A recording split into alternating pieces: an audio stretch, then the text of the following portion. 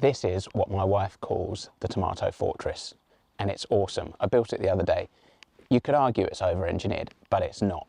We've had a few windstorms over here, and just putting in a stick into the ground, and even when you kind of make it into a little trellis, doesn't always work. It's sort of blown over for me a few times, and anyway, it's always a mess to clean up at the end of the season. Whereas this is awesome. All you have to do when you finish with this is just pull this line here, that goes out the way, and then I can plant in peas. I think I'll probably put in here. And I love growing peas, and I also love growing tomatoes, and both of those things really need supports and obviously grow vertically. So this, I think, is the ultimate bit of kit for growing things upright. Oh yeah, and I should also explain why I'm wearing this. I broke my neck, but you came here to hear about tomatoes, not necks. So I'll tell you about the neck later in the video if you're interested. This is what I used last year.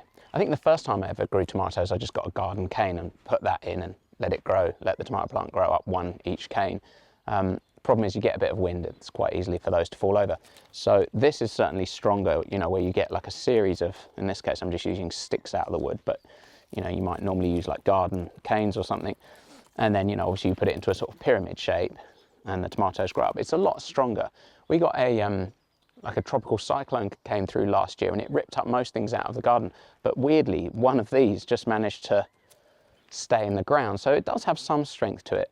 The issue is that there's just not much space. So as the tomato plants grow up here, by the time it gets up to the top and you've got all these different plants all merging, there's just a kind of a mess of stuff everywhere. It's not that easy to get at the tomatoes. It's not great.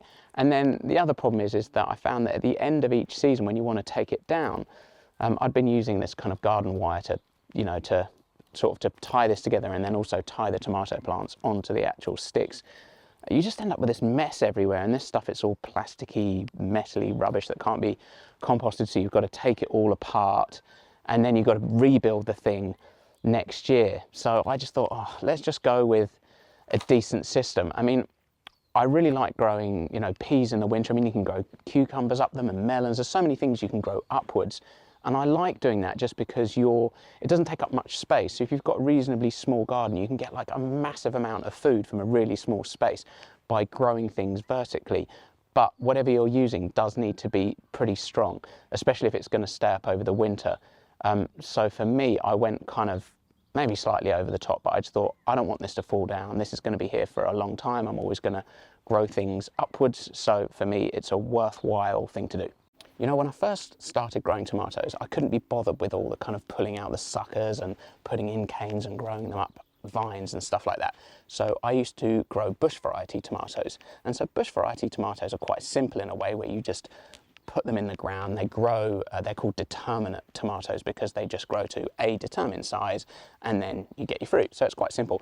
The disadvantage is, as I found out whilst growing in England, is that all of the tomatoes come roughly at the same time because they take most of the season to grow to the right size, to produce all the fruit, and then it all ripens, and then you suddenly have this like enormous amount of tomatoes at once, which is, I don't know, it's kind of fun and everything, but it's quite nice, I think, to be able to have a few tomatoes evenly spaced out throughout the season, and that's what you get with indeterminate tomatoes. So indeterminate tomatoes, you know, grow up a vine, and you typically, the ones at the bottom are going to start to kind of ripen up first. You get a few of those and the plant just keeps growing and it keeps growing. The difficulty though is that, I mean, you're sort of meant to pull off the suckers, but you can just let them grow a bit wild. I tend to, just because I'm lazy and I can't always be bothered to pull off the suckers. So these will get a little bit sort of big and bushy, but with this frame, they'll be able to grow up really high, pretty much, well, overhead height. There's probably like, I don't know, yeah, definitely overhead height. So there's plenty of space for them to grow here. These are just Y posts. They're also called angle iron. They've got lots of different names in different countries, but they are just iron posts that you can pick up from any hardware store. I got these at about 2.4 meters, so 8 foot, knocked it a foot into the ground, so I can still just about reach the top of there. There's no point in growing anything, obviously, beyond that. And these work really well. I mean, there's probably like this much of them in the soil, so they're not going to come out. And they're really, really solid. You could make it even stronger if you live somewhere windy than I do, but I doubt you do, unless you live in Wellington or Mars or something. But you could put wire from any of these holes, I guess, and go from the top down to the bottom and create a brace system. But I very much doubt that you'd need to.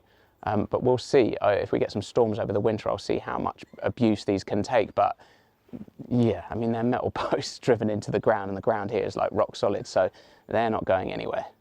So with this, I'm using the Florida weave, which is an absolutely awesome system. Well done, the people of Florida, or whoever came up with this, because it's such a good idea. You just run the string through the hole on the post, and then you weave it through the tomato. So on the first plant, you come this way, and the second one, you go that way, and that way, and that way, right till the end. And then when you come back the other way, you do the opposite. So you go around the other side of the tomato, weaving it through one plant and the next. And then what happens is that the string is just kind of like gripping each tomato plant like that. So it's not holding it strong enough that it's going to cause the plant any damage, but there's enough strength there for it to, it can move a little bit in the wind, but it's not going to sort of collapse onto the floor. I just think this is a really, really great system. It's just leagues ahead of anything that I've done in the past, so I'd highly recommend doing this. What I typically do with this sort of thing when I want to tie a piece of string onto a post is make some horrible knot and then a granny knot and just a general mess. And then when it comes to the end of the season, I can't undo it because I don't really remember what I did with it, and I just cut it all off with a knife, and then you throw all the string in the bin. And I just thought, why don't I do it properly this year, because I know that I'm always going to be growing stuff. So I want to be able to just remove the string, take this down, and then immediately plant peas into here and then just string it back up again. So I decided to tie it properly and neatly, and I'm just using a cow hitch, because cow hitches are just real simple. They're the knot that you'd be aware of if you were, if you were to put a key on a lanyard, that type of thing, where you get a loop, and it's just like that, where you're sort of. I mean, it's slightly harder to tie when you're kind of feeding it through rather than doing it like that. I won't show you because that's boring, and there's probably better videos on the internet that would illustrate how to tie it. But the good thing about it is that it's literally you just pull that. So to get rid of it, it's just one tug and that comes off, and it's just a lot better than trying to untie a load of tangled up mess. And I also, since I was doing this a bit more seriously, what I've used before is this kind of stuff, just normal string. String's fine, and I guess the good thing about it, it's a sort of a natural product, and you could, if you wanted to, just throw the whole lot in the compost when you were done, I guess. But I decided to use something that this can eventually sag, over the years with sort of rain and sun and all the rest of it, and you end up with something where the tomatoes are sagging down. So I decided to use a kind of polypropylene, I think it's called, where there's a little bit of plastic in that line, so it's not going to rot. It won't compost, but that's fine. I'll just keep using it. I just kind of pull it off each year, and it shouldn't sag at all. So that's about it for the tomato fortress. Let me know what you're up to. If you're in the northern hemisphere, obviously you're in the winter now, and I guess you're planning what you're going to be planting out for spring. And for those in the southern hemisphere, I guess you're cranking along with tomatoes and all that sort of stuff. Oh, and also my neck, yeah. So yeah, I was surfing and then kind of was taken down to the bottom, hit my head on the sand, and I thought it was okay for a few days, but it wasn't. Had a bit of concussion, went to the doctor, had an x-ray. Turns out I've broken a vertebrae, so one C2, so it's really high up, quite near to the head. So it's not ideal. It's particularly difficult living this kind of life where you're naturally very active, and so my wife is having to do an enormous amount of stuff, which is a bit of a shame. I mean, so she's having to cook all of the meals, and then there's just a lot of physical stuff. Once you've got a property that's even just slightly bigger than a normal house and a normal garden, there's just a lot more to do. Even things like mowing the lawn, trimming all the stuff, you leave anything and it grows.